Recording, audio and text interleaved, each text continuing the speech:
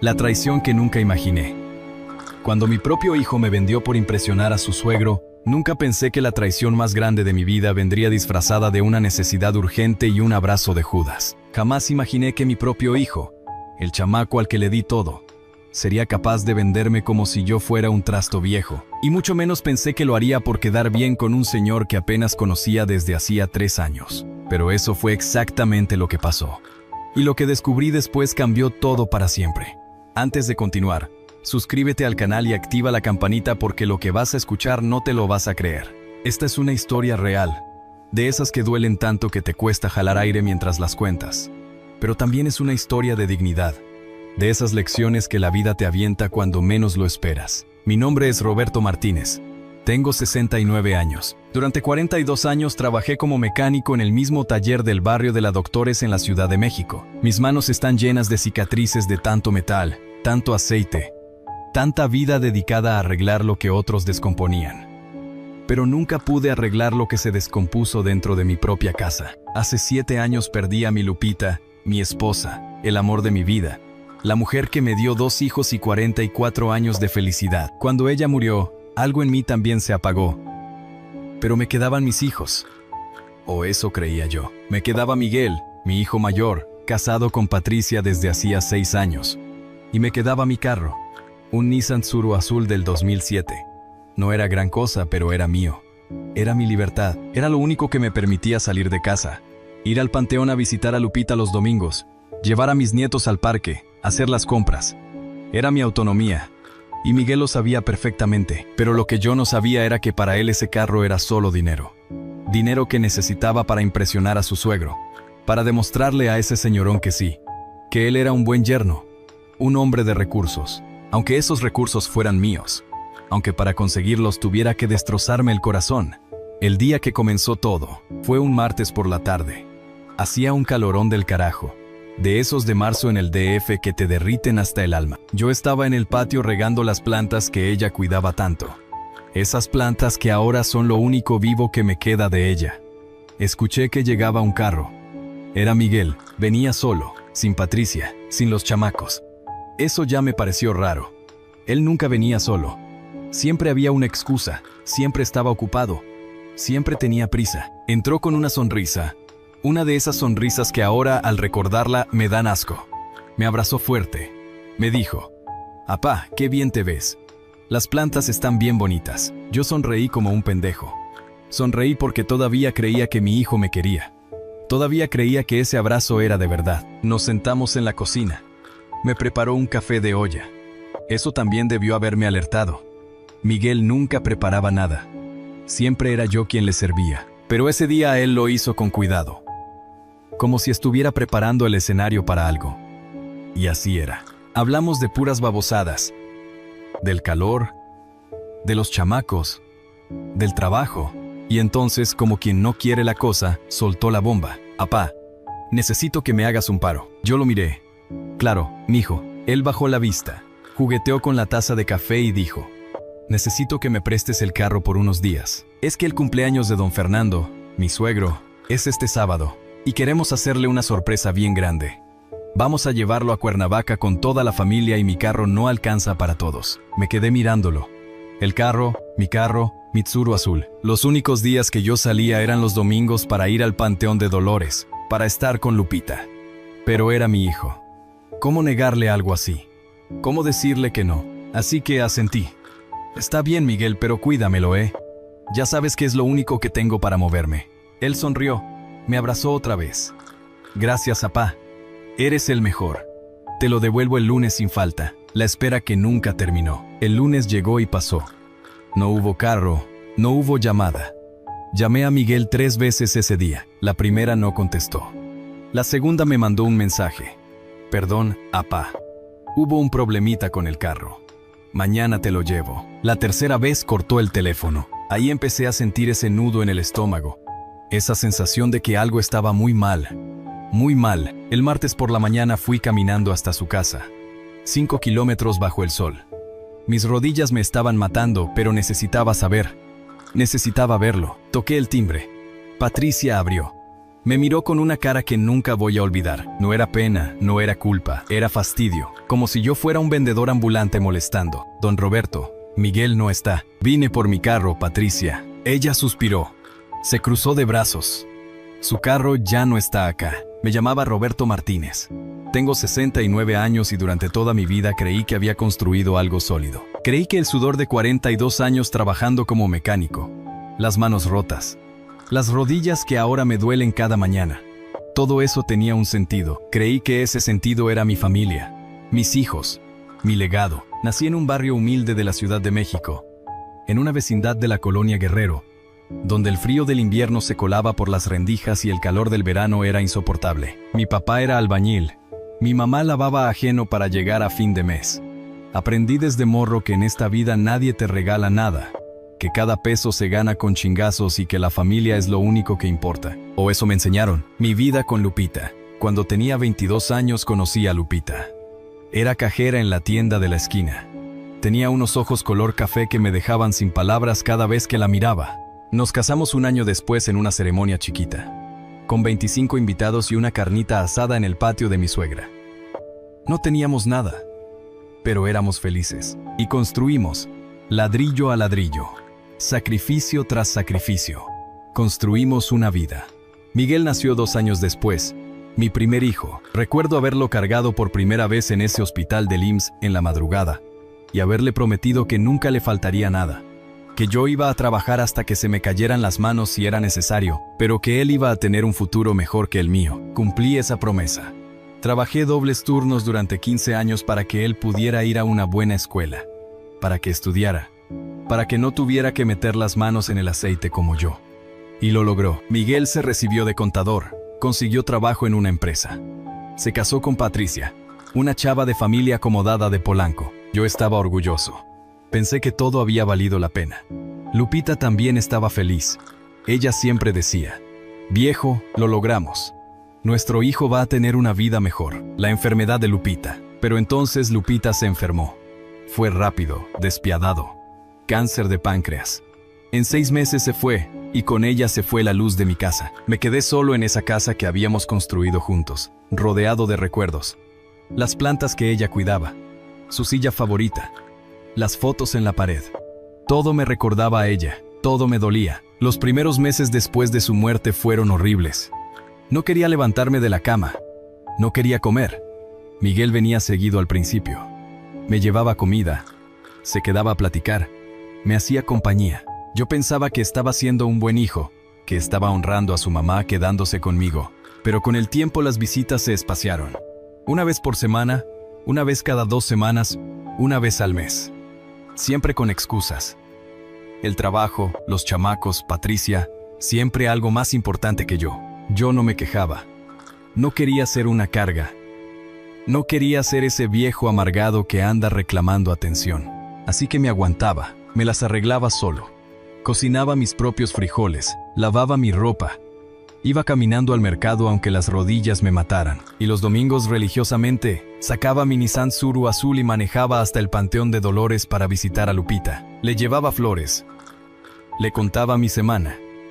Lloraba un rato y después volvía a casa sintiendo que al menos había cumplido con algo. Mi Tsuru azul. Ese carro no era gran cosa. Un Nissan Tsuru modelo 2007 con casi 250,000 kilómetros encima. La pintura azul estaba desteñida por el sol. El tapizado del asiento del conductor tenía una quemadura de cigarro de hacía 15 años. El clima no servía bien, pero era mío. Lo había comprado con mi lana, con el sudor de meses de chambas extras. Y más importante aún era mi libertad. Era lo único que me permitía ser independiente. Era mi conexión con Lupita. Miguel lo sabía. Sabía lo que ese carro significaba para mí. Lo había visto llorar dentro de él cuando su mamá murió. Lo había visto manejar ese carro para llevar a sus propios hijos al doctor cuando eran bebés. Ese carro era parte de nuestra historia familiar. Por eso jamás imaginé que él sería capaz de venderlo. Y mucho menos de venderlo para quedar bien con su suegro. Don Fernando Vargas, el papá de Patricia, era un empresario de la construcción. Un hombre de billete, de esos que hablan con dinero y miden a las personas por lo que tienen. Desde el día en que Miguel se casó con su hija, Sentí que él quería impresionar a ese señor. Quería demostrarle que él también era exitoso, que también tenía recursos. Como si su título de contador no fuera suficiente. Como si el amor de su esposa no fuera suficiente. Necesitaba la aprobación de don Fernando, y para conseguirla estaba dispuesto a cualquier cosa.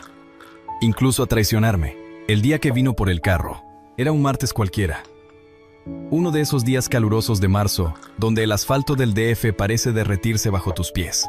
Yo había pasado la mañana en el patio regando las plantas de Lupita, hablándoles como ella me enseñó. Las plantas son seres vivos, Roberto. Necesitan que les hables, que les des cariño. Todavía seguía sus consejos, todavía la escuchaba en mi cabeza cada vez que tocaba esas hojas verdes que ella tanto amaba. Eran casi las 3 de la tarde cuando escuché el motor de un carro frenando frente a mi casa. Reconocí el sonido enseguida. Era el Jetta de Miguel. Mi corazón dio un pequeño brinco de alegría. Hacía casi 2 semanas que no lo veía. Me asomé por la ventana de la cocina. Ahí estaba, bajándose del carro. Venía solo. Eso me llamó la atención inmediatamente. Patricia siempre lo acompañaba. Los chamacos siempre venían con él. Pero ese día no. Ese día venía solo, con una sonrisa en el rostro y una botella de tequila en la mano. Una botella cara, de esas que yo nunca compraba porque con mi pensión apenas alcanzaba para lo básico. Salí a recibirlo al patio. Miguel, hijo, qué sorpresa. Él me abrazó fuerte. De esos abrazos que hacía tiempo no me daba. Olía a ese perfume caro que Patricia le compraba. Apá, traje tequila para que echemos un trago juntos. Hace mucho que no platicamos tú y yo. Su sonrisa era amplia, demasiado amplia. Pero yo, iluso de mí, solo vi a mi hijo queriendo pasar tiempo conmigo. No vi la trampa que se escondía detrás de esa sonrisa. Entramos a la cocina. Hacía fresco ahí adentro. El ventilador de techo giraba lentamente haciendo ese ruido familiar que me acompañaba desde hacía 30 años. Me senté en mi silla de siempre, la que está junto a la ventana que da al patio. Miguel se sentó frente a mí, en la silla que solía ser de Lupita. Eso me dolió un poco, pero no dije nada. Nunca le había dicho a nadie que esa silla era sagrada para mí. Preparó café. Eso sí me pareció extraño. Miguel jamás preparaba nada, desde que se había casado con Patricia, que venía de una familia donde tomaban té inglés en tazas de porcelana. Él había dejado esas costumbres. Pero ese día lo hizo. Calentó el agua, preparó el café, me lo pasó. Tómate esto, apá. Como en los viejos tiempos. Yo lo acepté. El café estaba bien hecho. Eso me sorprendió y me ablandó. Empecé a sentir que tal vez, solo tal vez, mi hijo estaba volviendo a ser el Miguel de antes. Hablamos de puras trivialidades. Del calor insoportable. De los chamacos. Sebastián y Valeria. Mis nietos. Me contó que Sebastián había empezado primer año y que Valeria ya sabía contar hasta 50. Yo sonreía escuchándolo. Hacía meses que no me hablaba así de ellos. Hacía meses que no me invitaban a su casa, que no me llevaban a ver a mis nietos. Deberías traerlos más seguido, le dije. Les hace bien estar con su abuelo. Él asintió. Sí, apá. Tienes razón. Es que andamos bien ocupados, pero te prometo que los voy a traer más. Mentiras. Todo era mentira. Pero yo todavía no lo sabía. Siguió platicando. La conversación fluía. Hablamos del trabajo. Me contó que la empresa donde trabajaba estaba creciendo, que le habían ofrecido un ascenso. Yo me sentía orgulloso. ¿Ves, hijo? Todo el esfuerzo valió la pena. Tu mamá estaría tan orgullosa. Él bajó la mirada cuando mencioné a Lupita. Noté que sus manos apretaron la taza con más fuerza de la necesaria. Debía haberlo notado. Debía haber visto que algo no estaba bien. Fue después del segundo café cuando la conversación cambió de rumbo. Miguel dejó la taza sobre la mesa. Se recostó en la silla. Suspiró, y cuando habló, su voz sonaba diferente. Más calculada, más ensayada. Apá, necesito hablarte de algo importante. Yo lo miré. Sentí un pequeño nudo en el estómago, pero lo ignoré. Dime, hijo, ¿qué pasa? Él jugueteó con la taza. Evitaba mi mirada. Es sobre don Fernando, mi suegro. Ahí debía haberlo sabido. Cada vez que mencionaba a su suegro venía un problema. Cada vez que ese nombre salía de su boca era porque necesitaba algo. Pero yo seguía siendo ese papá ingenuo que quiere creer que su hijo solo busca su compañía. ¿Qué pasa con don Fernando?, pregunté. Miguel respiró hondo. El sábado es su cumpleaños, 65 años. Patricia quiere hacerle una fiesta sorpresa bien grande. Quiere llevarlo a Cuernavaca con toda la familia. Rentar una casa frente a la alberca. pasar el fin de semana largo ahí. Ya sabes cómo es ella con su papá. Lo adora. Yo asentí. Sabía perfectamente cómo era Patricia con su padre. El Señor era su Dios. Todo giraba alrededor de don Fernando, sus decisiones, sus opiniones, sus caprichos. Y Miguel vivía tratando de estar a la altura de ese hombre. Suena bien, dije sin entender todavía a dónde iba todo esto. Sí, pero hay un problema. Mi carro no alcanza para toda la familia. Somos muchos. Están Patricia, los chamacos, la hermana de Patricia con su marido y sus 2 hijos, la mamá de don Fernando. Somos como 10 personas. Necesitaríamos 2 carros. Hizo una pausa, me miró directo a los ojos y entonces lo soltó. Apá, necesito que me prestes tu carro por el fin de semana. Salimos el viernes por la tarde y volvemos el lunes por la mañana. Te lo devuelvo impecable, te lo prometo. El aire se me escapó de los pulmones. Mi carro, mi Nissan Tsuru azul, el único vínculo tangible que me quedaba con mi libertad, el único que me permitía ir al panteón los domingos, el único que me hacía sentir que todavía era una persona independiente, que no era una carga para nadie, y me lo estaba pidiendo para llevar a su suegro a festejar, para impresionar a ese señorón que nunca me había mirado con respeto. Debía haber dicho que no, debía haber puesto límites. Pero miré a mi hijo y vi al niño que alguna vez fue. Vi al bebé que cargué en mis brazos en ese hospital. Vi al chamaco que me abrazaba cuando tenía pesadillas.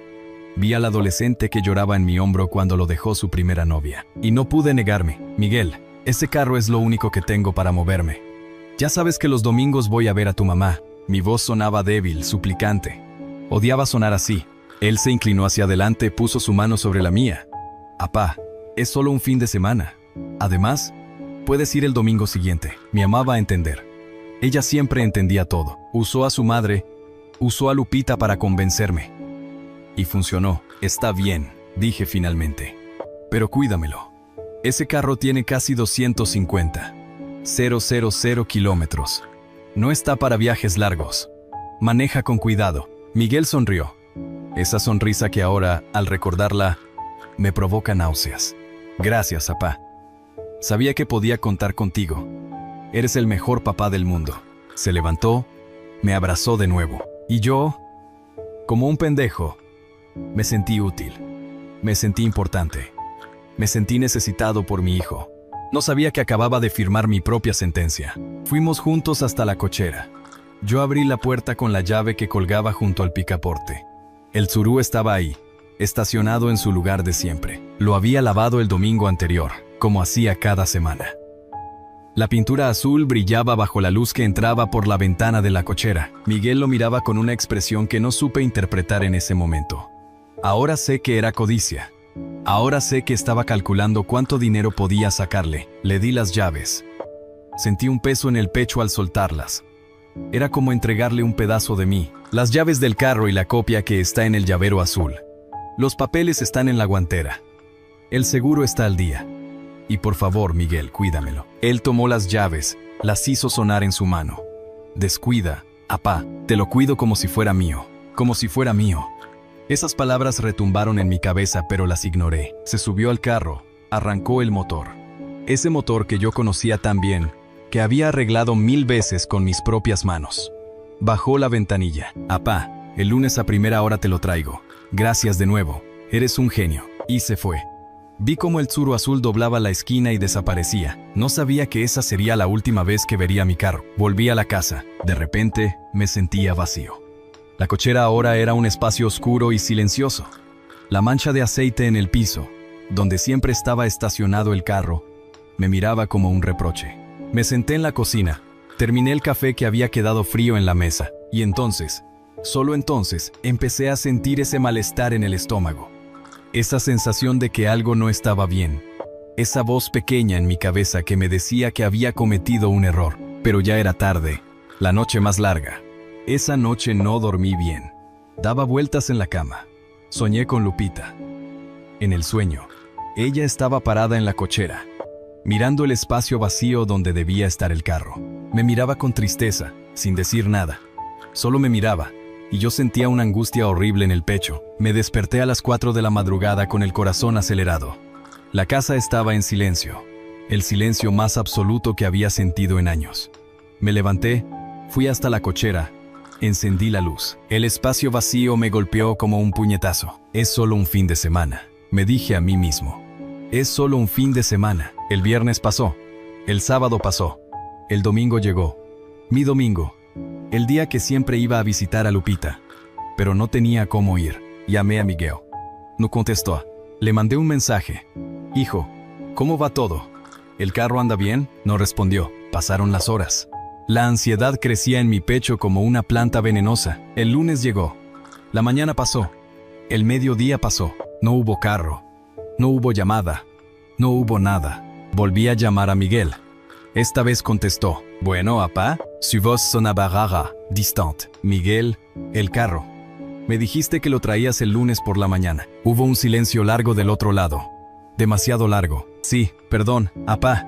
Hubo un pequeño inconveniente. Mañana sin falta te lo llevo. ¿Qué inconveniente? ¿Está todo bien con el carro? Sí, todo bien. No te preocupes, mañana hablamos. Y torto.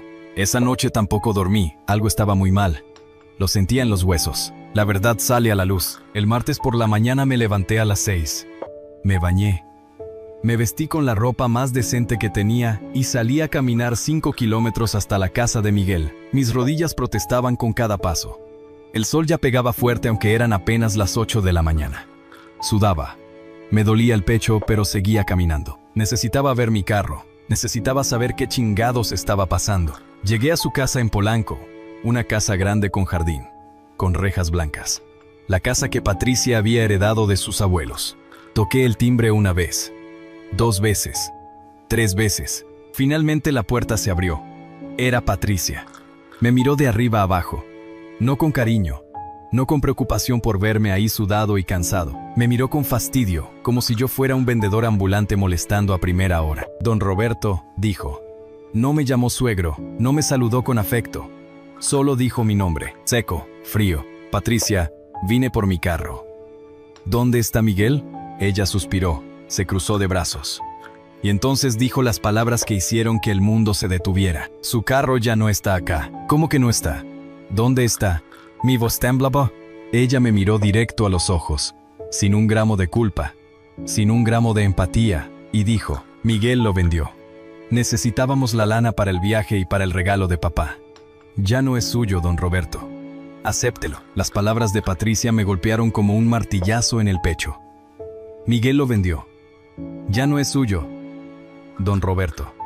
Acéptelo. Me quedé ahí parado en el umbral de esa puerta, sintiendo cómo el mundo se inclinaba bajo mis pies. Mis rodillas temblaban. No por el cansancio de la caminata, no por el calor. Temblaban porque algo dentro de mí acababa de romperse. Algo que jamás podría repararse. ¿Qué dijiste? Mi voz salió como un susurro. Necesitaba haberla escuchado mal. Necesitaba que esas palabras no fueran reales. Patricia suspiró con impaciencia. Miró su reloj como si yo estuviera haciéndole perder un tiempo valioso. Lo que escuchó, don Roberto. Miguel vendió su carro. Necesitábamos la lana para el viaje a Cuernavaca y para comprarle un regalo decente a mi papá. Era la única opción. La única opción. Repetí sus palabras sin poder procesarlas. Ese carro era mío. Miguel me dijo que me lo pedía prestado. Me dijo que me lo devolvía el lunes. Me mintió. Ustedes me mintieron. Ella se encogió de hombros. Literalmente se encogió de hombros como si acabara de decirme que había llovido y no que mi hijo había vendido lo único que me quedaba de libertad. No fue una mentira, fue una estrategia. Si le decíamos la verdad, no nos lo iba a dar. Y lo necesitábamos, don Roberto. Usted no lo usa casi nunca, solo para ir al panteón los domingos. ¿Para qué quiere un carro a su edad? ¿Para qué quería un carro a mi edad? Como si a los 69 años ya no tuviera derecho a nada. Como si ser viejo significara que podían disponer de mis cosas sin consultarme. Sentí cómo la sangre me hervía en las venas. Una furia que no sabía que podía sentir empezó a crecer dentro de mí. Ese carro era mío. Repetí con más firmeza. Era mío porque yo lo pagué con mi trabajo, porque lo cuidé durante 17 años, porque era lo único que me permitía visitar a mi esposa, a la madre de tu marido. ¿Te parece poco? Patricia entrecerró los ojos. Su expresión cambió. Ya no era solo fastidio, era desprecio. Mire, don Roberto, entiendo que esté enojado, pero ya está hecho. El carro se vendió. El dinero ya se gastó. El viaje estuvo padrísimo. Por cierto, mi papá estuvo feliz. Eso es lo que importa. No puede ser tan egoísta. Miguel es su hijo, tiene una familia que mantener, tiene responsabilidades. No puede estar pendiente de sus caprichos cada domingo. Caprichos. Llamó caprichos a mis visitas al panteón. Llamó caprichos al único ritual que me mantenía cuerdo desde que Lupita murió. Sentí cómo las lágrimas empezaban a quemarme detrás de los ojos. Pero no iba a darle el gusto de verme llorar. Quiero hablar con Miguel. Ahorita. Ella negó con la cabeza. No está. Se fue temprano a trabajar. Entonces lo espero. No lo va a esperar acá. Tengo cosas que hacer. Además, no hay nada que hablar. Lo hecho. Hecho está. Intenté pasar. Intenté entrar a esa casa donde había estado 1000 veces. Donde había cuidado a mis nietos. Donde había compartido cenas de Navidad. Pero Patricia bloqueó la puerta con su cuerpo. No, don Roberto. No va a entrar así sin avisar, haciendo escándalo. Si quiere hablar con Miguel, llámelo por teléfono como una persona civilizada. Y cerró la puerta en mi cara. Mi propia nuera cerró la puerta en mi cara como si yo fuera un extraño. Un vendedor molesto. Una amenaza. Me quedé ahí parado, mirando esa puerta blanca con su número dorado. 47. Yo había ayudado a Miguel a mudarse a esa casa hacía 6 años. Había cargado cajas. Había pintado paredes. Había armado muebles con estas manos que ahora temblaban de impotencia, y ahora no podía ni entrar. Ahora era un intruso en la vida de mi propio hijo. El camino de regreso. Caminé de regreso a casa como un zombi. No recuerdo el camino. No recuerdo si hacía calor o frío. Solo recuerdo que mis pies se movían automáticamente, uno delante del otro, mientras mi mente repetía una y otra vez las mismas palabras. Miguel lo vendió. Ya no es suyo. Acéptelo. Llegué a casa cerca del mediodía. Entré directo a la cochera. Me quedé ahí parado, mirando ese espacio vacío, la mancha de aceite en el piso, el estante con las herramientas que usaba para mantener el carro, el trapo que usaba para limpiarlo cada domingo. Todo estaba ahí. Todo menos el carro. Todo menos mi libertad. No sé cuánto tiempo pasé ahí parado. Pudo haber sido 1 hora, pudieron haber sido 5 minutos. El tiempo había dejado de tener sentido. Finalmente entré a la casa. Fui directo al teléfono. Marqué el número de Miguel. Sonó 1 vez, 2 veces, 3 veces, 4. Contestador automático. Hola. Deja tu mensaje después del tono. Su voz alegre. Despreocupada. La voz de alguien que no acababa de traicionar a su padre. Miguel, soy tu papá. Necesito que me llames. Es urgente. Colgué. Esperé 10 minutos. 20 minutos. Media hora. Nada. Volví a llamar. Esta vez cortó después del primer tono. Me había rechazado la llamada. Mi propio hijo había rechazado mi llamada. Mandé un mensaje. Miguel, por favor, contéstame. Tenemos que hablar del carro. Vi que el mensaje se marcó como leído, pero no hubo respuesta. Pasó la tarde. Pasó la noche. No comí. No pude. Solo me quedé sentado en la cocina, en mi silla junto a la ventana, mirando hacia el patio donde las plantas de Lupita se mecían con el viento. Lupita, susurré. Lupita, tu hijo, nuestro hijo. ¿Qué le hicimos? ¿Dónde nos equivocamos? Pero Lupita no estaba ahí para responderme. Lupita estaba bajo tierra en el Panteón de Dolores. El panteón al que ahora no podía ir porque no tenía cómo. La confrontación. El miércoles a las 9 de la mañana sonó el timbre. Salté de la silla donde había pasado la noche sin dormir. Corrí a la puerta con una esperanza ridícula. Tal vez era Miguel. Tal vez venía a disculparse. Tal vez venía a decirme que todo había sido un error terrible. Abrí la puerta. Era él, pero no venía solo. Patricia estaba detrás con los brazos cruzados y una expresión de fastidio. Y detrás de ella, agarrando la mano de su mamá, estaban Sebastián y Valeria, mis nietos, mis chamacos. Apá, dijo Miguel. Su voz sonaba cansada, irritada, como si yo fuera el problema, como si yo fuera quien había hecho algo malo. Tenemos que hablar. Me hice a un lado. Entraron. Los chamacos corrieron hacia el patio. Ellos no sabían nada. Ellos solo querían jugar. Miguel y Patricia se quedaron de pie en la cocina. No se sentaron. Eso ya me dio una pista de cómo sería esta conversación. Vendiste mi carro, dije directo, sin rodeos. Ya no tenía fuerzas para diplomacias. Miguel suspiró, se pasó una mano por el cabello. Ese gesto que hacía cuando estaba nervioso desde que era un chamaco. Sí, lo vendí. Y antes de que empieces con el drama, déjame explicarte por qué. ¿Drama? No pude evitar levantar la voz. ¿Le llamas drama a que vendiste mi carro sin mi permiso? ¿Drama a que me mentiste? ¿Drama a que me robaste? No te robé nada. Miguel levantó la voz también. Sus ojos brillaban con una mezcla de culpa y defensa. El carro estaba ahí guardado en tu cochera. Lo usabas una vez por semana. Una vez para ir al panteón. Era un desperdicio, apá. Un desperdicio total. Y nosotros necesitábamos esa lana. ¿Tienes idea de lo que cuesta mantener una familia hoy en día? ¿Tienes idea de las presiones que tengo encima? ¿Y por eso me mentiste?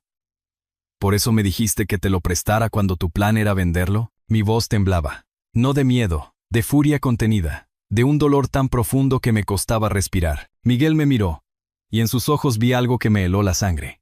Vi justificación. Vi que él realmente creía que había hecho lo correcto. Te dije que te lo pedía prestado porque sabía que si te decía la verdad ibas a hacer un desmadre.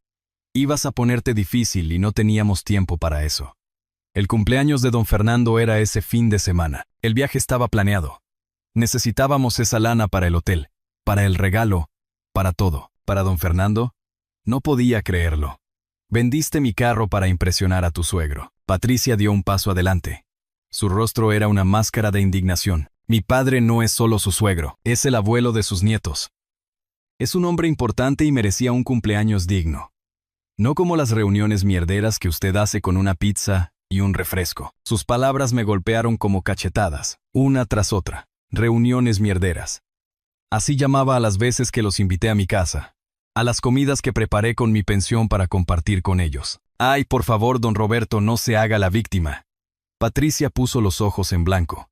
Siempre es lo mismo con usted, siempre el pobre viejo abandonado, siempre recordándonos todo lo que hizo. ¿Te acuerdas cuando te pagué los estudios? ¿Te acuerdas cuando te ayudé con la mudanza? Ya cansa su necesidad de que le estemos agradeciendo eternamente. Me quedé mudo.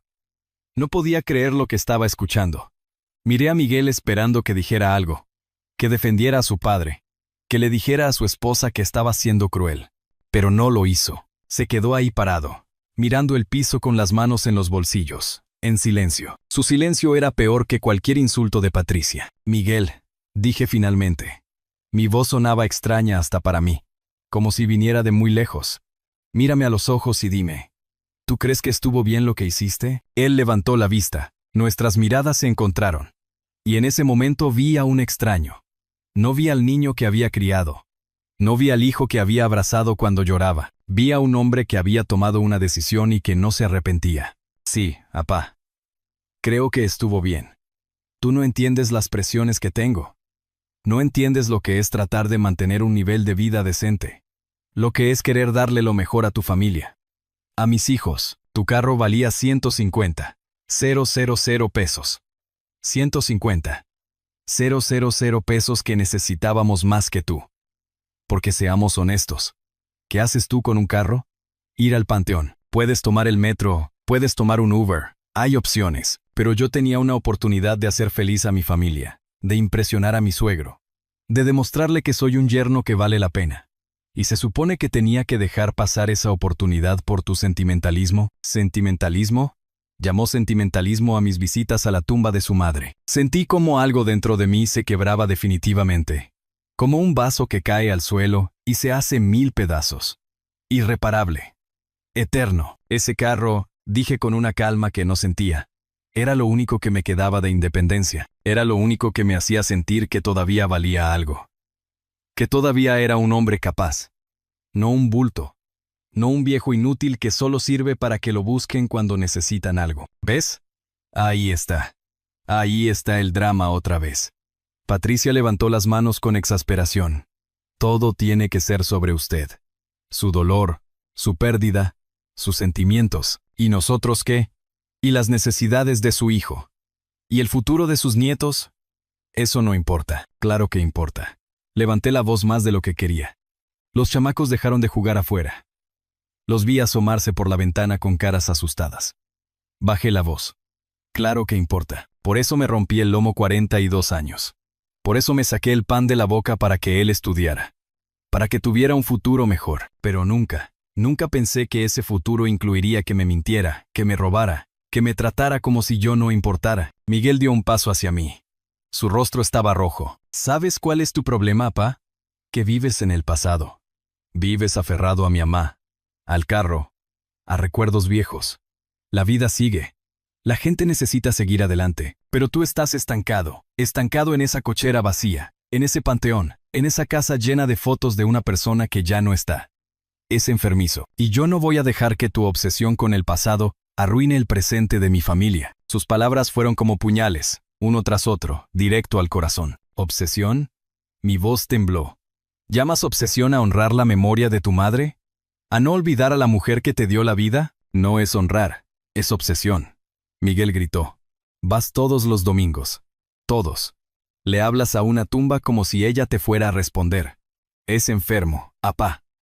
Y ese carro era parte de tu enfermedad. Por eso lo vendí. Porque tal vez sin él vas a empezar a vivir de verdad. A salir. A hacer amigos. A buscarte una vida en lugar de pudrirte en esta casa vieja. El silencio que siguió a sus palabras fue absoluto. Hasta las plantas parecían haber dejado de moverse. Hasta el viento se había detenido. Lo miré. Miré a este hombre que había sido mi hijo y ya no lo reconocí. Salgan de mi casa, dije. Mi voz era baja pero firme. ¿Qué? Dijo Miguel. Dije que salgan de mi casa. Ahora. Los tres. Y llévense a los chamacos. ¡Apa! Ahora, grité. Salgan de mi casa. No quiero volver a verlos. Patricia tomó a Miguel del brazo. Vámonos. Ya viste cómo se pone. Es inútil hablar con él. Llamó a los chamacos. Sebastián, Valeria, vengan, nos vamos. El abuelo no se siente bien. Los chamacos entraron corriendo. Valeria me miró con sus ojitos asustados. Abuelo, ¿estás enojado? Casi me rompo. Casi caigo de rodillas. Pero me mantuve firme. No, mi amor. El abuelo solo necesita estar solo un ratito. Ella me abrazó las piernas. Su abrazo fue lo único real. Lo único puro en toda esa conversación horrible. Se fueron. Los vi subir al carro de Miguel. Vi cómo arrancaba. Vi cómo se alejaba. Y cuando el carro desapareció en la esquina, me derrumbé. Literalmente caí de rodillas ahí en la puerta de mi casa y lloré. Lloré como no había llorado desde el funeral de Lupita. Lloré por el carro, por la traición, por el hijo que había perdido, por el futuro que se había evaporado. Lloré hasta que no me quedaron más lágrimas. Y cuando finalmente pude levantarme, cuando finalmente pude volver a respirar, algo dentro de mí había cambiado. La tristeza seguía ahí. El dolor seguía ahí. Pero junto a ellos había nacido algo nuevo. Algo frío.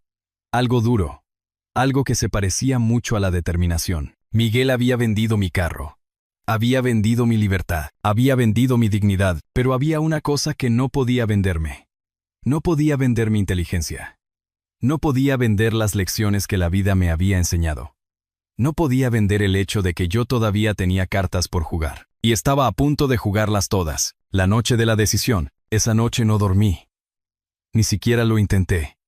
Me quedé sentado en la cocina. En esa silla junto a la ventana que había sido mi refugio durante tantos años. La casa estaba en silencio absoluto. Ese silencio espeso que solo conocen quienes viven solos. Ese silencio que amplifica cada pensamiento, cada dolor, cada arrepentimiento. Repetí cada palabra de la conversación una y otra vez, como un disco rayado que no puede avanzar. ¿Para qué quiere un carro a su edad? Sus caprichos cada domingo. Vive obsesionado con el pasado. Cada frase era un puñal que se hundía más profundo con cada repetición.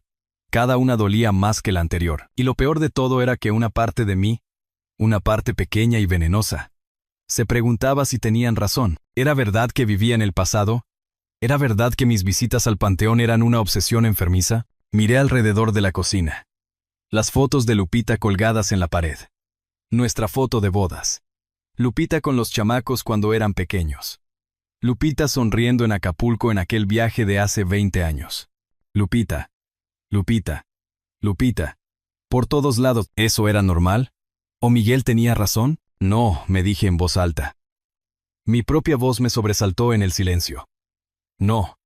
Honrar a tu esposa no es una obsesión. Visitarla no es una enfermedad. Es amor. Es respeto. Es lo que hace un hombre cuando pierde a su compañera de vida. Pero aún así, la duda seguía ahí. Pequeña. Insidiosa. Carcomiendo mi certeza. Me levanté. Necesitaba moverme.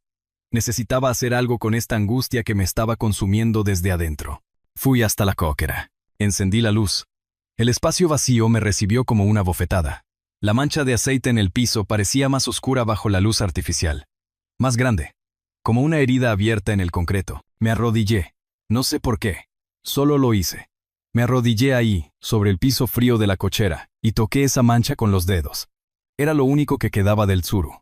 Una mancha de aceite viejo. 17 años resumidos en una mancha. Sentí cómo las lágrimas empezaban a caer otra vez. Lágrimas que creía que se me habían acabado. Pero no. Aparentemente el pozo de mi dolor no tenía fondo. Lupita. Susurré. Lupita. ¿Qué hago? Dime qué hago. Esperé. Como si esperara realmente que me respondiera. Como si su voz fuera a salir de entre las sombras de la cochera y me fuera a decir exactamente qué hacer. Pero no hubo respuesta. Solo el zumbido distante del refrigerador en la cocina. Solo el silencio. Solo yo y mi dolor. Me quedé ahí no sé cuánto tiempo, arrodillado en la cochera como un penitente. Como un hombre rezando en una iglesia vacía. Las rodillas empezaron a dolerme, luego a quemarme. Pero no me moví. El dolor físico era casi un alivio. Era algo tangible. Algo que podía entender. No como este otro dolor que me desgarraba por dentro. Finalmente me levanté. Mis rodillas protestaron con cada movimiento. Apagué la luz de la cochera. Cerré la puerta. Volví a la cocina. Miré el reloj. Las 3:20 de la madrugada. Las horas más oscuras. Las horas donde todos los miedos se magnifican. Donde todas las dudas se vuelven certezas. Me senté otra vez en mi silla y empecé a repasar mi vida. No la vida que había vivido, sino la vida que había desperdiciado.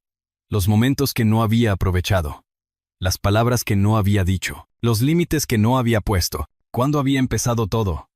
¿Cuándo Miguel había dejado de verme como su padre para verme como un recurso? Como alguien de quien se podía aprovechar. Intenté recordar. Fue gradual. Tan gradual que no me di cuenta hasta que fue demasiado tarde. Empezó con pequeñas cosas. Pedirme lana prestada que nunca devolvía. Es que está dura la cosa, pa. Ya te voy a pagar. Pero nunca pagaba. Y yo nunca reclamaba. Luego fueron favores. Apá, ¿puedes quedarte con los chamacos? Tenemos una cena importante. Y yo decía que sí. Siempre decía que sí. Aunque estuviera cansado. Aunque tuviera mis propios planes. Porque era mi hijo. Porque eran mis nietos. Porque eso es lo que hacen los papás, ¿verdad? Después empezaron a espaciarse las visitas. Apá, perdón, esta semana no vamos a poder ir. Andamos bien ocupados. Y yo entendía. Claro que entendía. Ellos tenían sus vidas. Sus trabajos, sus responsabilidades. Yo no podía esperar que estuvieran pendientes de mí todo el tiempo. Eso sería egoísta. Eso sería ser una carga. Y ahí estaba la palabra que había estado evitando toda la noche. Carga.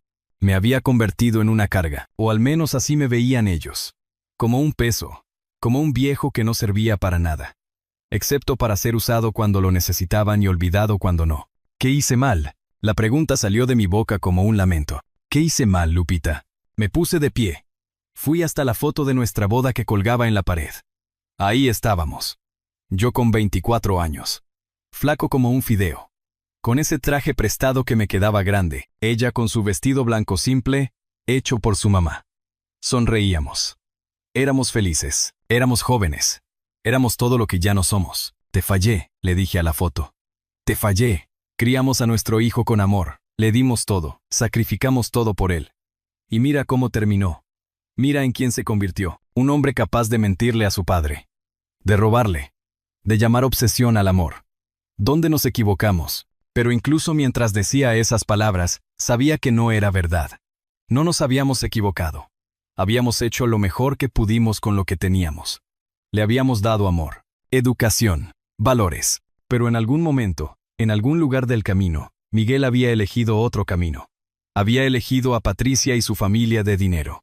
Había elegido las apariencias sobre la sustancia. Había elegido impresionar a su suegro sobre cuidar a su padre. Y esa había sido su elección. No la mía. No la de Lupita. La suya. El amanecer de la decisión. El amanecer llegó sin que me diera cuenta. Los primeros rayos de sol entraron por la ventana de la cocina, iluminando las motas de polvo que flotaban en el aire. Un nuevo día. Pero yo me sentía más viejo que nunca. Más cansado. Más roto. Me obligué a levantarme. Me obligué a hacer café. Mis manos temblaban mientras llenaba la cafetera. No por la edad. Por el agotamiento emocional. Por haber pasado la noche entera dándole vueltas a lo mismo. por haber llorado hasta que me dolía el pecho.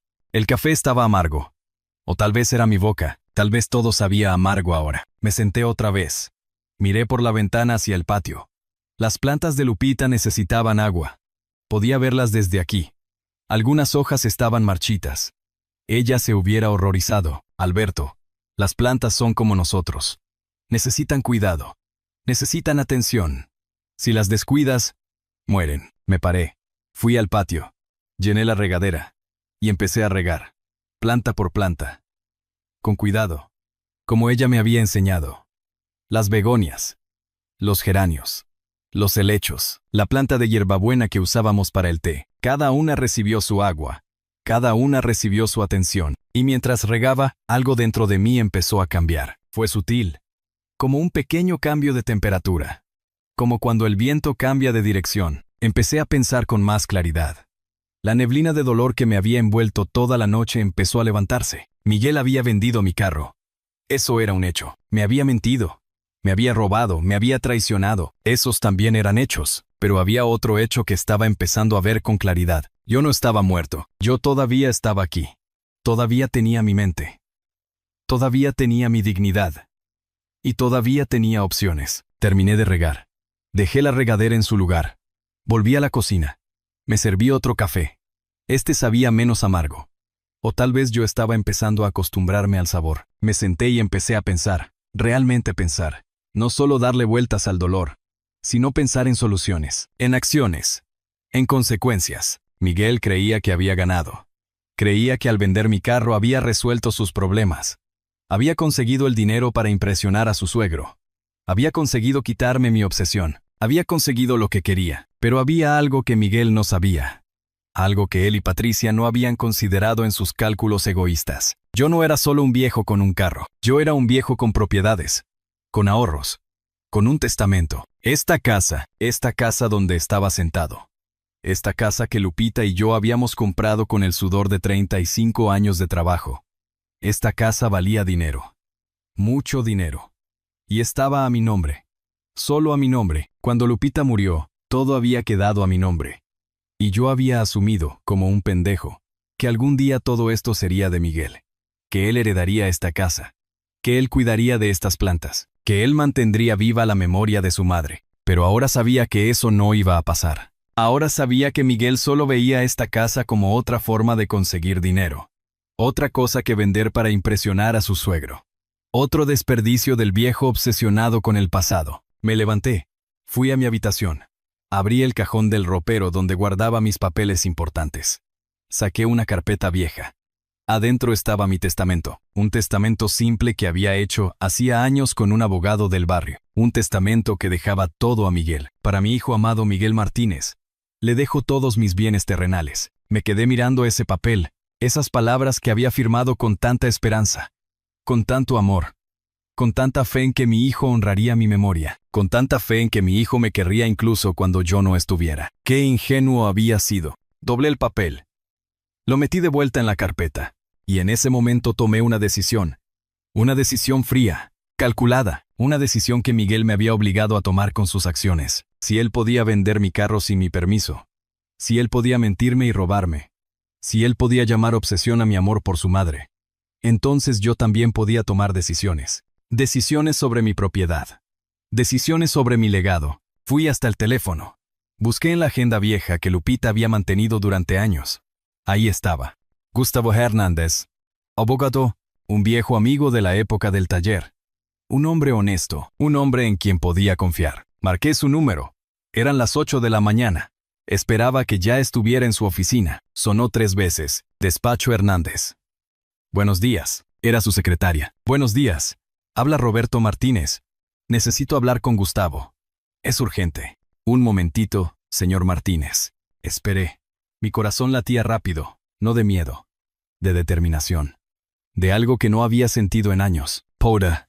La sensación de que yo todavía tenía control sobre algo en mi vida. Roberto. La voz de Gustavo sonaba sorprendida. ¿Qué pasó, compa? Hace años que no sé nada de ti. Gustavo, necesito tu ayuda. Necesito que me ayudes a cambiar mi testamento. Y necesito hacerlo hoy mismo. Hubo un silencio del otro lado. Luego Gustavo habló. Su voz ahora seria. ¿Estás seguro?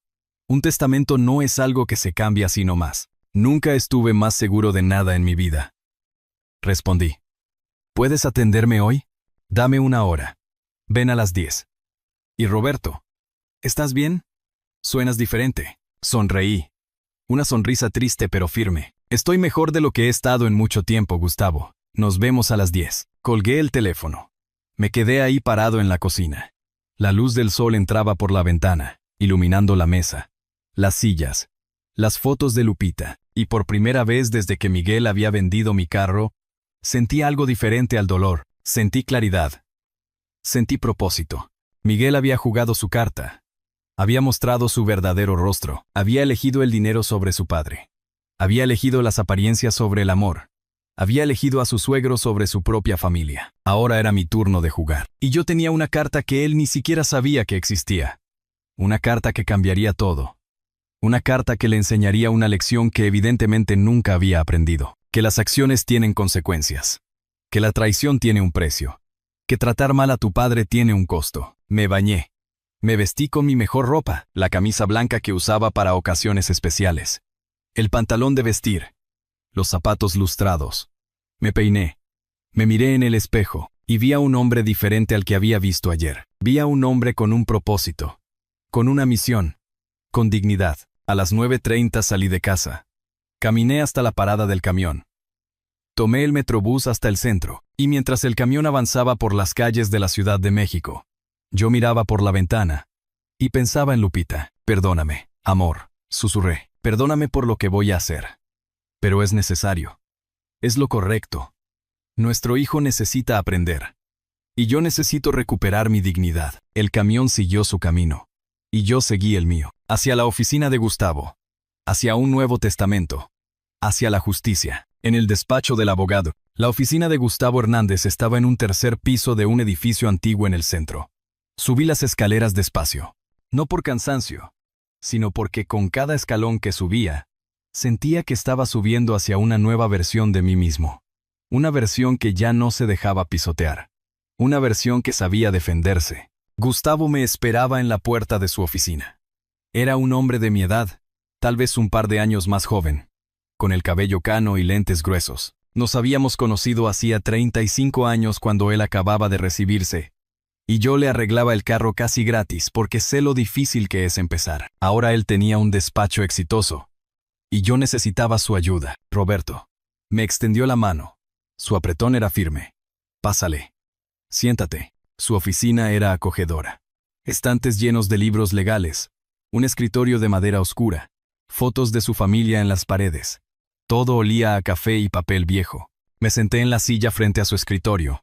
Él se sentó del otro lado y me miró con esa mirada de abogado que evalúa y comprende al mismo tiempo. Cuéntame, dijo simplemente. ¿Qué pasó?